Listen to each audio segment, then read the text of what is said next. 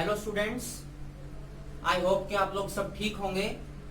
मैं राहुल शर्मा आज आपके सामने केमिस्ट्री का फिजिकल केमिस्ट्री का एक नया टॉपिक लेकर के आया हूं और जिसका नाम है केमिकल काइनेटिक्स।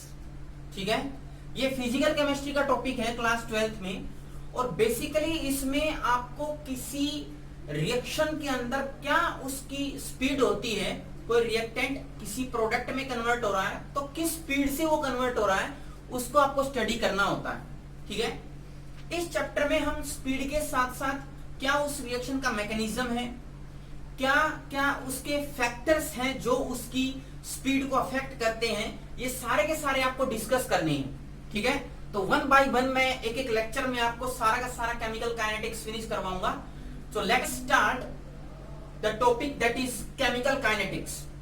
सबसे पहले केमिकल काइनेटिक्स को समझने के लिए इसकी डेफिनेशन को अपन देखते हैं। केमिकल काइनेटिक्स है क्या? ये एक ब्रांच है केमिस्ट्री की जिसमें हम डील करते हैं, the branch of chemistry which deals with the study of rate of conversion of reactant into product.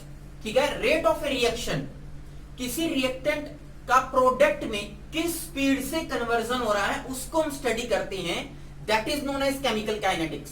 ठीक है, the branch of chemistry which deals with the study of rate of a chemical reaction, और उसके साथ साथ the factors affecting that rate of a chemical reaction. कौन कौन से factor उस केमिकल रिएक्शन की स्पीड को अफेक्ट कराते हैं वो, प्लस उसका rate, and the last mechanism क्या है उस पर्टिकुलर रिएक्शन का, वो हम इस केमिकल काइनेटिक्स में स्टडी करते हैं। तो डेफिनेशन क्या है? The branch of chemistry which deals with the study of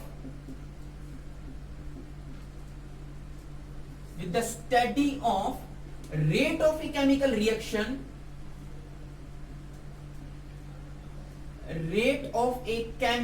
reaction, comma factors affecting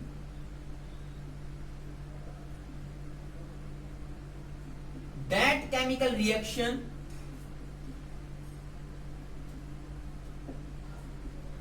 and its mechanism। ठीक है, ऐसे रिएक्शन जिसमें ऐसा केमिस्ट्री की ब्रांच जिसमें हम स्टडी करते हैं रेट ऑफ रिएक्शन को, उसके फैक्टर्स जो उसके रेट ऑफ रिएक्शन को अफेक्ट करेंगे, and in the last mechanism. अब देखो मैंने इसमें एक वर्ड लिखा है rate of a chemical reaction. अब इसका रेट का क्या मतलब है? सपोज कीजिए कि आपके पास एक रिएक्टेंट है और वो रिएक्टेंट कन्वर्ट हो रहा है किसमें? प्रोडक्ट में। ठीक है, और स्टार्टिंग में जब आपके पास टाइम 0 है, जब रिएक्शन स्टार्ट ही नहीं है तो प्रोडक्ट तो बनेगा नहीं, प्रोडक्ट कितना आएगा? 0। और सपोज कीजिए कि आपके पास रिएक्टेंट है 10 मोल्स है रिएक्टेंट की। कुछ समय के बाद जब आपके पास टाइम सपोज कीजिए 1 सेकंड हो गया, 1 सेकंड होने के बाद जो आपके पास रिएक्टेंट बचा है दैट इज सपोज कीजिए दिस इज 8 मोल। स्टार्टिंग में मैंने रिएक्टेंट के 10 मोल लिए, कुछ समय 1 सेकंड के बाद रिएक्टेंट का 8 मोल बचा है। सो देखो चेंज क्या आया? रेट का मतलब क्या होता है? Rate is equal to rate of a chemical reaction is equal to change in concentration of reactant upon change in time. Time के साथ कंसंट्रेशन में जो चेंज आता है रिएक्टेंट की, उसको हम बोलते हैं रेट। जैसे आप फिजिक्स में स्पीड निकालते हो तो स्पीड का फॉर्मूला लिखते हो कि change in distance per unit time. समय के साथ जो डिस्टेंस में जो बदलाव आया है उसको हम बोलते हैं स्पीड। उसी तरह से रेट है change in concentration of reactant upon change in time. जैसे देखो यहां पर आपके पास रिएक्टेंट पहले कितना था? 10। तो सपोज करो मैं इसको ले लेता हूं 10 और यहां पर कितना हो गया? 8। तो चेंज क्या आएगा? Delta is for the change और रिएक्टेंट के लिए R. So delta R upon change in time delta T, and this is known as rate of a chemical reaction. Rate of chemical reaction क्या आएगा? Delta R upon delta T. Initial suppose कीजिए अगर आपके पास initial concentration जो reactant की है वो x1 है और फाइनल कंसंट्रेशन हो गई रिएक्टेंट की X2 at time T1 and time T2। T1 time पे इनिशियल कंसंट्रेशन रिएक्टेंट की X1 है और जो फाइनल कंसंट्रेशन हो गई वो X2 आ गई। तो चेंज कितना आया देखो, चेंज आया X2 minus X1 upon time में कितना चेंज आया T2 upon T2 minus T1 and this one is known as a rate of a chemical reaction. जैसे अब इसमें आते हैं, इसमें देखो फाइनल कितनी हो गई 10 and this is your X2, initial कितनी थी 10, this is your X1, final 8 initial 10, change कितना आया 8 माइनस 10 अपॉन कितने सेकंड में चेंज आया 1, फाइनल टाइम 1, इनिशियल टाइम 0, तो 1 minus 0, so it is 1 minus 0, सो कितना आएगा -2 अपॉन 1, आंसर क्या आया -2। This is the rate. ये जो माइनस साइन है ये आपको ये नहीं बता रहा कि स्पीड नेगेटिव है या वेलोसिटी नेगेटिव है, ऐसा कोई मतलब नहीं है। इस नेगेटिव साइन का मतलब ये है कि आपके पास रिएक्टेंट धीरे धीरे कम हो रहा है, ठीक है। माइनस साइन का मतलब ये होता है कि रिएक्टेंट धीरे धीरे कम हो रहा है। अब इसी रेट को मैं प्रोडक्ट की फॉर्म में कैसे लिख सकता हूं वो देखो। सपोज कीजिए कि यहां पर आपके पास प्रोडक्ट लिखा हुआ है, ठीक है, इसी रिएक्शन में मैं ले रहा हूं प्रोडक्ट। यहां पर जब टाइम 0 था, टाइम 0, तो रिएक्टेंट आपके पास 10 मोल थे, प्रोडक्ट तो बना ही नहीं था, तो मैंने इसको 0 ले लिया, ठीक है। जब कुछ समय के बाद टाइम सपोज कीजिए कि आपके पास 2 सेकंड हो गया है, 2 सेकंड हो गया, तो यहां पर देखो आपके पास प्रोडक्ट कितना आएगा, प्रोडक्ट यहां पर सपोज कीजिए आपके पास रिएक्टेंट 6 मोल बच गए, 10 मोल रिएक्टेंट था, प्रोडक्ट 0, यहां पर 6 बच गए, तो प्रोडक्ट कितने बनेंगे 4 मोल बनेंगे। तो चेंज कितना आया, रेट आप कैसे निकालोगे प्रोडक्ट की टर्म में, बोलेंगे चेंज इन कंसंट्रेशन, अब किसकी बार, रिएक्टेंट की बार। So change in concentration of product upon change in time, change in time. देखो कैसे करोगे, सो प्रोडक्ट की कंसंट्रेशन कैसे निकालोगे, delta P upon delta T and this is your rate. अब प्रोडक्ट फाइनल माइनस इनिशियल करेंगे, जैसे मैंने X2 माइनस X1 किया था, सो यहां पर प्रोडक्ट को ले लो, ये X2 हो गया final and this is X1, तो X2 कितना है 4 माइनस X1 0, टाइम में difference 2 second, final initial 0, so it is 2 minus 0, so answer आएगा 4/2 and answer comes out to be positive 2। So देखो दोनों के दोनों में आपके पास रेट 2 आया है, रिएक्टेंट को लेकर भी और प्रोडक्ट को लेकर भी 2 आया है। इसका मतलब चाहे से रेट आप रिएक्टेंट को लेकर के निकाले, चाहे से आप रेट प्रोडक्ट को लेकर के निकाले, दोनों का रेट जो है वो इक्वल आता है। बस आपको याद रखना है कि रिएक्टेंट का लेकर के जब आप निकालोगे तो माइनस साइन आएगा, इसका मतलब ये है कि टाइम के साथ रिएक्टेंट की कंसंट्रेशन धीरे धीरे कम हो रही है।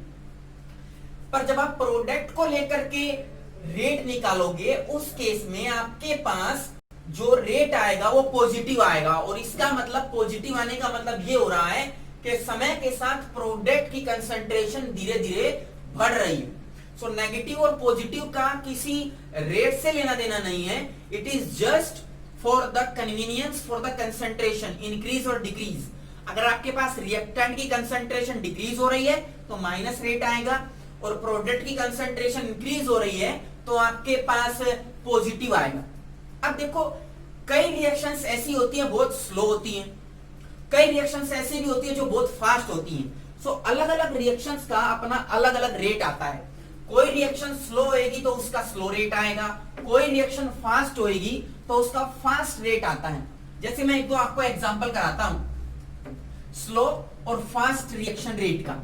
सबसे पहले अपन देखते हैं ऐसी रिएक्शन जो बहुत फास्ट होती हैं। जितनी भी एसिड बेस की रिएक्शन होती है, फास्ट रिएक्शन देखते हैं अपन, फास्ट रिएक्शन जिसका रेट ऑफ रिएक्शन बहुत फास्ट है।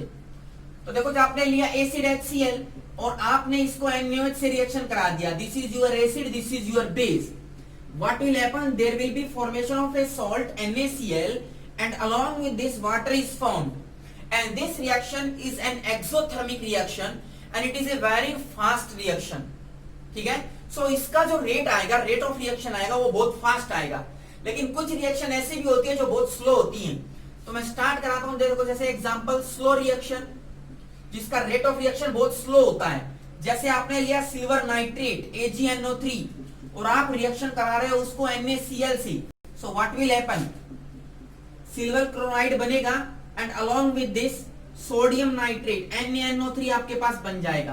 This reaction is a very slow reaction, और स्लो होने का मतलब इसका जो रेट ऑफ रिएक्शन है वो बहुत ही स्लो होता है, ठीक है। सो रेट ऑफ रिएक्शन आपको याद होना चाहिए कि what is rate. Rate of reaction is equal to change in the concentration of reactant upon change in time. जैसे आप फिजिक्स में स्पीड या वेलोसिटी पढ़ते हैं, स्पीड का फॉर्मूला क्या होता है, change in distance upon change in time.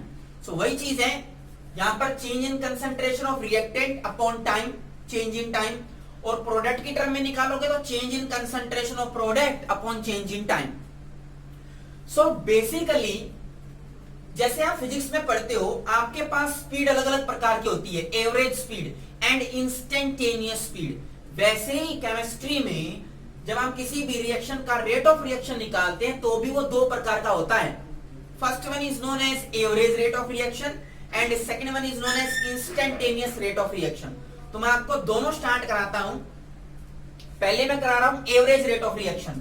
तो देखो क्या होता है एवरेज रेट ऑफ रिएक्शन, और रिएक्टेंट और प्रोडक्ट दोनों की टर्म में हम उसको कैसे निकाल सकते हैं। सो दो प्रकार के रेट हैं। First one is known as average rate of reaction, average rate of reaction, और सेकंड कौन सा है, इंस्टेंटेनियस रेट ऑफ रिएक्शन। दोनों अपन डिस्कस करेंगे।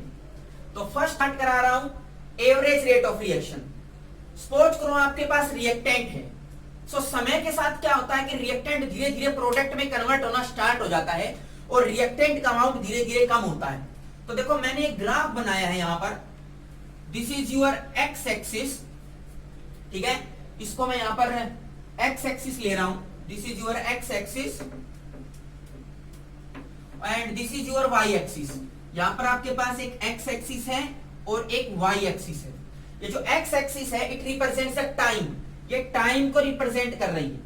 यहां पर 0 सेकेंड, यहां पर 1 सेकेंड, ठीक है, दिस इज 1 सेकेंड, सेकेंड में लेना है। This is 2 second, 3, 4, 5 and so on. यहां पर वाई एक्सिस में आप ले रहे हो कंसंट्रेशन, कंसंट्रेशन यहां पर 0 है, यहां पर 0.1, यहां पर 0.2, 0.3, 0.4 एंड दिस इज 0.5। आपको पता है जब रिएक्शन होती है, जो ही कोई रिएक्टेंट प्रोडक्ट में कन्वर्ट होगा तो जब टाइम 0 होगा, टाइम इज इक्वल टू 0, तो प्रोडक्ट तो बना ही नहीं, प्रोडक्ट कितना आएगा 0, रिएक्टेंट कितना आएगा, रिएक्टेंट विल बी मैक्सिमम, ठीक है। तो रिएक्टेंट मैं 0.5 ले लेता हूं, और जो ही समय जाएगा तो रिएक्टेंट का अमाउंट धीरे धीरे कम हो जाएगा। तो what will happen, the graph will be like this. Time के साथ ऐसा ग्राफ आएगा, जो ही टाइम बीतेगा कंसंट्रेशन धीरे धीरे कम होती चली जाएगी। अब देखो सपोज कीजिए कि मेरे को एवरेज रेट ऑफ रिएक्शन निकालना है। एवरेज रेट ऑफ रिएक्शन किस किस टाइम के बीच में, आपको टाइम दिया हुआ है 2 सेकंड से लेकर के आपको 5 सेकंड के बीच में एवरेज निकालना है। तो 2 सेकंड तो यहां है, तो 2 सेकंड पे आप देखो कंसंट्रेशन कितनी है, दिस इज यूर कंसंट्रेशन, और ये यहां पर कट कर रही है, दिस इज यूर x1। बात समझ में आ रही है। और 5 सेकंड पे यहां आएगी, ये यहां पर कट कर रही है, and this is round about over here, यहां कट करेगा, and this is your x2। ये आपके पास 2 सेकंड टाइम t1 और फाइनल टाइम t2 5 सेकंड। तो रेट क्या आएगा, रेट का फॉर्मूला क्या होता है, एवरेज रेट ऑफ रिएक्शन मैं बता रहा हूं कैसे, change in concentration of reactant delta R upon delta T। Delta R final concentration x2 minus x1 upon T2 minus T1। अब x2 देखो कितना है, कितना है यहां पर 0.2, तो मैं ले रहा हूं 0.2 माइनस x1 कितना है, इट इज 0.3, सो मैं ले रहा हूं 0.3 अपॉन टाइम, टाइम कितना आया T2 5 second minus T1 2 second. तो देखो यहां से आंसर आएगा, it comes out to be -0.1 upon 3 and this will be your rate of reaction. Minus sign ये नहीं बता रहा कि रिएक्शन रिवर्स डायरेक्शन में हो रही है, माइनस साइन आपको ये बता रहा है कि रिएक्टेंट का अमाउंट धीरे धीरे कम हो रहा है, घट रहा है। ठीक है, this is the average rate of reaction. अगर सपोज कीजिए आपको instant rate of reaction find out करना है, इंस्टेंट का मतलब होता है एक पर्टिकुलर समय पे, और एवरेज का मतलब होता है दो समय के बीच में। एवरेज का मतलब 2 सेकंड और 5 सेकंड के बीच में क्या उसकी एवरेज रही वो हमने निकाला, एंड इट इज 0.1/3। ठीक है, इंस्टेंट रेट ऑफ रिएक्शन का मतलब किसी पर्टिकुलर समय पे, जैसे आप इंस्टेंट स्पीड निकालते हो फिजिक्स में, तो एक पर्टिकुलर टाइम पे फिक्स कर लो, उस टाइम पे क्या चेंज आएगा that will be known as, जो रेट आएगा उसको हम रेट ऑफ रिएक्शन बोलेंगे, इंस्टेंटेनियस रेट ऑफ रिएक्शन। ये आपको समझ में आया? तो मैं दूसरा ग्राफ बनाता हूं और दूसरे ग्राफ से आपको एवरेज रेट के बाद मैं इंस्टेंटेनियस रेट ऑफ रिएक्शन समझाता हूं। देखो इंस्टेंटेनियस क्या आएगा, अगेन ये आपके पास y एक्सिस है, दिस इज y एक्सिस, और यहां पर आपने लिया this is your x axis. ठीक है, अगेन ये आपके पास टाइम बता रही है सेकंड के अंदर, और यहां पर आपको कौन बताएगा, कंसंट्रेशन y एक्सिस बता रही है, वही आपको लेना है। यहां पर 0, दिस इज 0.1, दिस इज 0.2। ठीक है, बढ़ाते चले जाओ, दिस इज 0.1, 0.2, 0.3, 0.4 एंड 0.5।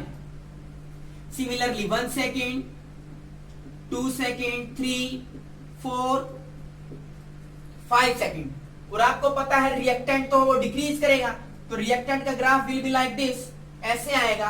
परंतु आपको सपोज कीजिए आपको 3 सेकेंड, यहां पर 3 सेकेंड के ऊपर यहां पर इंस्टेंटेनियस रेट ऑफ रिएक्शन निकालना है, सिर्फ और सिर्फ 3 सेकेंड पे। ठीक है, तब आप कैसे निकालोगे?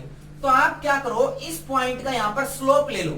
स्लोप कैसे लोगे, आपको यहां पर एक टेंजेंट लेना पड़ेगा, and tangent will be like this, कुछ टेंजेंट इस प्रकार आएगा। ठीक है, मैं बनाने की कोशिश करता हूं। Tangent will be like this, जो कि यहां कट करेगा और इधर जाएंगे तो ये यहां कट करेगा, अप्रोक्सीमेट। ये टेंजेंट आपको लेना है। अब इस टेंजेंट में देखो ये ट्रायंगल बन गया, ट्रायंगल लिख रहा हूं मैं, this is A point, this is B and this is C. तो इसका स्लोप क्या आएगा, slope will be perpendicular upon base. तो परपेंडिकुलर क्या है, ए बी, एंड बेस क्या है, B to C. So A to B क्या है, देखो ए टू बी आपके पास आया 0 से लेकर के 0.4 तक, तो यहां पर रखो 0.4 डिफरेंस। ये 0 से 0.4 कितना आएगा, 0.4। नीचे बीसी कितना है, 0 से 5 सेकंड, तो 5 सेकंड, तो ये आ गया आपके पास 0.4/5, and this is known as instantaneous rate of reaction. किसी भी पॉइंट पे जहां पर आपको रेट निकालना है, 3 सेकंड पे निकालना है, तो उस 3 नंबर पॉइंट को, इस पॉइंट को यहां पर आप टेंजेंट ले लो, और इस टेंजेंट को आगे एक्सटेंड करा दो। जहां पर एक्स और वाई एक्सिस में कट करेगा उसको नाम डाल दो एबीसी, और परपेंडिकुलर अपॉन बेस करना है स्लोप। आपको एबी लिया मैंने, 0 से 0.4 यहां रखा, और 0 से 5 रखा मैंने, यहां आ गया, and this is your instantaneous. Average का मतलब होता है 2 अलग अलग टाइम इंटरवल के बीच में, और इंस्टेंटेनियस का मतलब होता है एक पर्टिकुलर टाइम पे। ये तो था एवरेज और instantaneous rate of reaction for the reactant. ऐसे ही आप प्रोडक्ट की टर्म में भी निकाल सकते हो। सो मैं एवरेज और इंस्टेंटेनियस निकालने की कोशिश करता हूं बाय टेकिंग प्रोडक्ट। प्रोडक्ट के केस में देखो कैसे आएगा। सो ये आपको समझ में आया होगा आई होप, रिएक्टेंट की टर्म में। नाउ प्रोडक्ट की टर्म में देखो क्या आएगा। अब आपको पता है कि टाइम के साथ प्रोडक्ट तो बढ़ेगा। अब प्रोडक्ट बढ़ेगा, स्टार्टिंग में प्रोडक्ट कितना था, 0 टाइम पे 0। जो ही आप टाइम बिताओगे उसके बाद क्या होगा कि प्रोडक्ट का अमाउंट धीरे धीरे बढ़ने लगेगा, and it will be like this. ये कुछ ऐसा आएगा। समझ में आ रही है बात? तो सपोज करो आपको एवरेज रेट ऑफ रिएक्शन निकालना है, और टाइम लेता हूं मैं। सपोज कीजिए आपने टाइम लिया 1 सेकेंड, 1 सेकेंड से लेकर के, और आपने सपोज करो टाइम 5 सेकेंड। इन 2 सेकेंड के बीच में, 1 से लेकर के 5, 2 पॉइंट के बीच में आपने निकालना है एवरेज रेट ऑफ रिएक्शन। तो इस एक को ऊपर लेके जाओ, ये कहां पर कट कर रहा है, इसको मिलाओ, सपोज करो यहां कट कर रहा है इस पॉइंट पे, and this is your x1। 5 को लेकर के आओ, 5 सपोज करो आपका यहां कट कर रहा है, this is your cutting point and this is your x2। तो मैंने रेट निकालने का फॉर्मूला बताया था आपको, x2 माइनस x1 प्रोडक्ट की टर्म में अपॉन t2 माइनस t1। तो देखो x2 कितना आया है, दिस इज योर x2, और सपोज करो ये यहां कट कर रहा है 0.5 पे, सो माइनस x1 कितना है 0.3, y एक्सिस टाइम t2, ये रहा t2 5 सेकंड, माइनस t1 कितना लिया मैंने, t1 लिया 1 सेकंड, तो आंसर आएगा 0.2 बाय 4। ये आपके पास जो आंसर आया, this is known as average rate of reaction. ये प्रोडक्ट की टर्म में है, और प्रोडक्ट की टर्म में होने की वजह से देखो आंसर किस में आया है भाई, पॉजिटिव में आया है। और प्रोडक्ट की टर्म में लेने के लिए मैंने इस ग्राफ को ऊपर की तरफ बनाया, क्योंकि समय के साथ कंसंट्रेशन बढ़ती है। This is for the time t1 x1, this is for the time t2 x2। उसी तरह आप इंस्टेंटेनियस रेट ऑफ रिएक्शन भी कैलकुलेट कर सकते हो। अब समय के साथ प्रोडक्ट का अमाउंट तो धीरे धीरे बढ़ेगा, देखो प्रोडक्ट का अमाउंट तो वैसे ही बढ़ेगा धीरे धीरे, तो मैं इसको बना रहा हूं लाइक दिस, ऐसे बढ़ रहा है समय के साथ प्रोडक्ट। सपोज कीजिए मेरे को यहां पर 4 सेकंड जो कि यहां है इस पॉइंट पे, यहां पर मेरे को इंस्टेंटेनियस निकालना है इस पॉइंट पर। तो कैसे निकालोगे, फिर वही बात है, टेंजेंट लो, टेंजेंट लोगे, इंस्टेंटेनियस में ही टेंजेंट लेना है। अब देखो टेंजेंट लेके मैं दिखाता हूं आपको कैसे, it will be like this, ये ऐसे आएगा टेंजेंट, ठीक है, टच करता हुआ। अब आपके पास इसको एक्सटेंड करा सकते हो, इसको भी आप आगे तक ले जा सकते हो। इस लाइन को नीचे ड्रा करो एंड इसको ऐसे एक ट्रायंगल बना दो, ठीक है। मैंने छोटा बनाया है, आप बड़ा भी बना सकते हो। जितना एक्सटेंड आगे बढ़ाओगे, जितना आप आगे बढ़ाओगे उतना ही देखो परपेंडिकुलर बढ़ेगा, तो नीचे बेस भी तो बढ़ेगा। तो ऐसा जरूर नहीं कि टेंजेंट छोटा लेने पर रेट अलग हो जाएगा या टेंजेंट बड़ा लेने पर रेट हो जाएगा। टेंजेंट छोटा लो चाहे से बड़ा लो, आपको तो परपेंडिकुलर अपॉन बेस लेना है। तो this is A, this is B and this is C. Slope suppose करो मैं इसको और आगे बढ़ा देता हूं, वाई एक्सिस में दिस इज 0.6, ठीक है। सो स्लोप क्या आएगा, slope will be perpendicular BC upon base. Base क्या आएगा, एसी। मैं इसको भी आगे बढ़ा देता हूं 0.6, टाइम को भी आगे बढ़ा दिया मैंने। तो देखो बीसी कितना आएगा, BC it is like this, ऐसे 0.6 और यहां पर आएगा अप्रोक्सीमेट 4.5। तो ये डिफरेंस कितना हो गया, यहां पर 0.6 है, सी पर कितना है 4.5, तो डिफरेंस जो हो गया इट इज अप्रोक्सीमेटली 1.5। तो देखो 6 माइनस 0.45, तो डिफरेंस जो आएगा it will be 0.15। This is your BC, ये आपके पास बीसी आएगा, तो बीसी की जगह मैं रख देता हूं 0.15, ठीक है।